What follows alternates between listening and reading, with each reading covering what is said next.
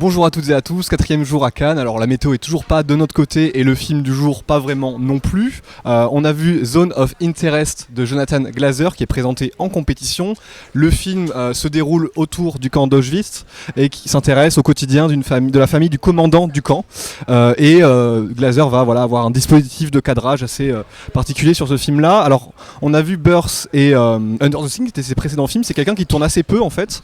Josué, selon toi, qu'est-ce qui fait déjà la particularité de ce film-là, peut-être par rapport au reste des films de Jonathan Glazer? Oui, c'est vrai qu'il y a quelque chose d'assez étonnant dans les films de Glazer, c'est qu'on a l'impression qu'un peu chaque entrée constitue une forme de prototype. C'est-à-dire qu'entre Buff et Under the Skin, déjà il y avait un peu un monde, il y aurait de nouveau un monde entre Under the Skin et celui-là, mais j'ai l'impression qu'il y a quelque chose de commun qui circule dans tous ces films, c'est-à-dire d'une part un point de départ narratif assez fort. Dans Buff, cette idée donc potentiellement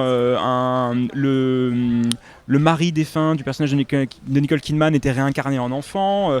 Under the Skin, cette histoire d'extraterrestres qui charment des hommes. Et j'ai l'impression qu'à chaque fois, en fait, le point de départ narratif très fort se couple avec un dispositif très fort. C'est-à-dire que le dispositif dans Birth, qui était un film, on pourrait dire légèrement plus classique dans sa mise en scène, c'était de confronter Nicole Kidman à l'incarnation potentielle de son amour dans le corps d'un enfant. Donc ça produisait quelque chose en termes de jeu qui était assez étonnant. Under the Skin, c'était cette idée que Scarlett Johansson, méconnaissable, se baladait et alpaguait des hommes avec un système de caméra cachée, voilà. Et là, il y aurait cette idée que, en gros, on va filmer la Shoah et quelque part le centre, le point névralgique de la Shoah, c'est-à-dire Auschwitz, mais sans jamais le montrer. Et qu'on va filmer Auschwitz, mais à la marge. Du décor, en fait, de ce qu'on a l'habitude de voir. voir. Le jardin des nazis qui sont à côté et de leurs petites activités domestiques, de leur vie de tous les jours.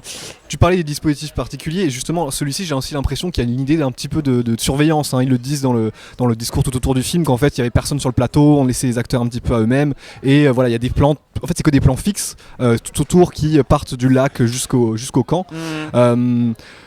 Moi je vais être très honnête, le film m'a pas du tout plu en fait, dans la mesure où j'ai l'impression qu'il a tendance à répéter la même chose plusieurs fois. C'est-à-dire qu'on va avoir, il y a un petit peu un système, la stratégie du film ça va être de montrer à l'avant-plan, donc comme tu dis, le jardin des nazis, et à l'arrière-plan les traces, l'émanation de la boucherie qui est en train de se faire juste derrière, donc la fumée, on voit des barbelés, on voit les murs. Il y a quelque chose qui est récurrent, notamment c'est les trains, c'est-à-dire on va voir les enfants jouer et derrière, sur une ligne d'horizon un peu parfaite qui coupe le plan en deux, de haut en bas, on va avoir la fumée des trains qui avancent, avec évidemment tout ce que ça charrie. Mais alors c'est intéressant ce que tu dis, parce que moi je lis pas les notes de tension avant de voir les films, mais ça me semble tout à fait évident maintenant que tu en parles, dans le sens où les plans sont cadrés mais ils sont pas forcément composés, et que le film joue sur une autre vitesse, c'est-à-dire vraiment l'enchaînement des petites actions, où va parler en effet des espèces de signes, des émanations du carnage qui est en train de se produire.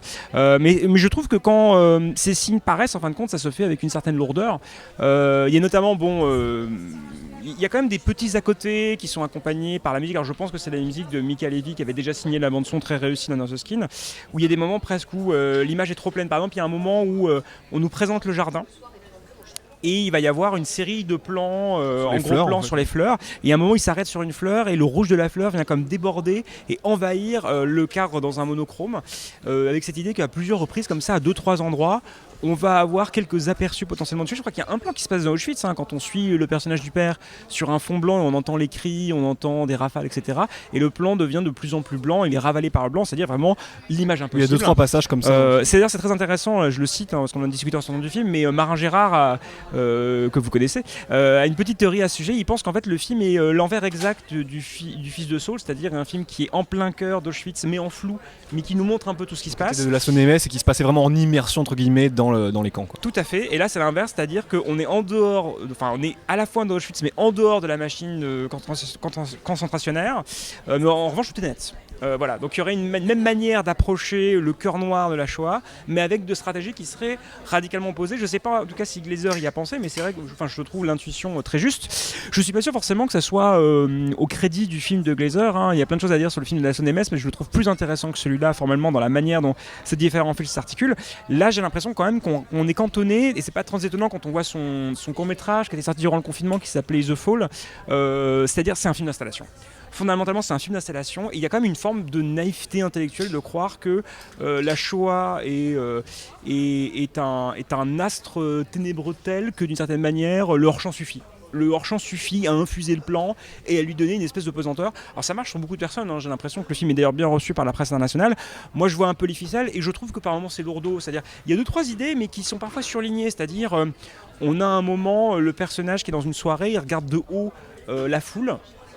Il y a une espèce d'ambivalence, on ne sait pas trop à quoi il pense. Ça nous est dit de plan plus loin, c'est-à-dire il s'imagine. Il le dit à l'oral en fait, il verbalise. Il le dit au téléphone avec sa femme.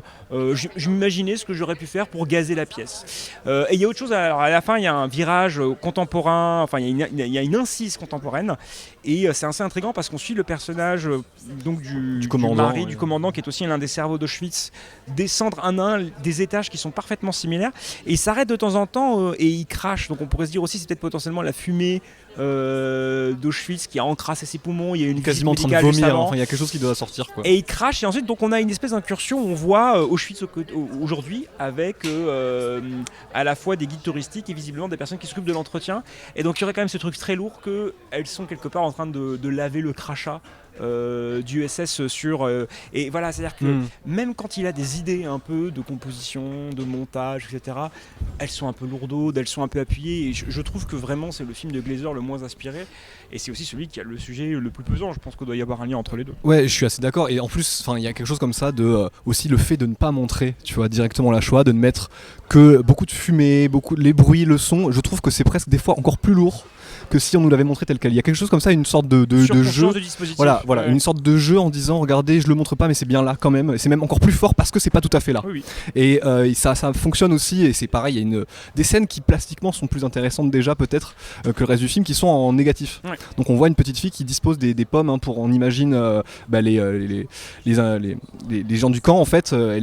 Visiblement c'est une Allemande qui habite à côté qui vient aider en fait les Juifs qui sont emprisonnés, et ils sont en négatif, et donc en fait c'est littéralement le négatif de ce qu'on vient de voir juste avant, c'est-à-dire qu'au lieu d'entretenir un jardin qui est complètement artificiel à côté d'un camp, qu'est-ce qu'on fait? On va mettre des pommes dans la terre, qui est une terre souillée, au contraire un peu crasseuse, etc., par le crime qui est en train de se jouer. Et donc on est dans un jeu comme ça d'opposition, moi que j'ai trouvé, ce sera peut-être un peu dur, un peu bête en fait. Oui. C'est-à-dire qu'à un moment, qu'est-ce que ça m'apprend de plus? Qu'est-ce que ça me propose? Qu'est-ce que ça me raconte de plus que ce que je sais déjà de la Shoah? Déjà pas grand-chose, et à la limite, c'est pas vraiment un problème. Mais ensuite le dispositif, moi je le trouve pas non plus assez productif en termes de composition. C'est une question de pédagogie, parce que le film, évidemment, au contraire, il part justement d'une connaissance qu'on aurait tous intuitivement, y compris, c'est-à-dire on sait tellement à quoi ressemble Auschwitz qu'on n'aurait plus besoin de le montrer, et qu'on nous fait sentir son horreur, au contraire par un contre-champ total, c'est-à-dire une petite vie bourgeoise en périphérie. Je pense que c'est vraiment ça qu'il essaye de faire.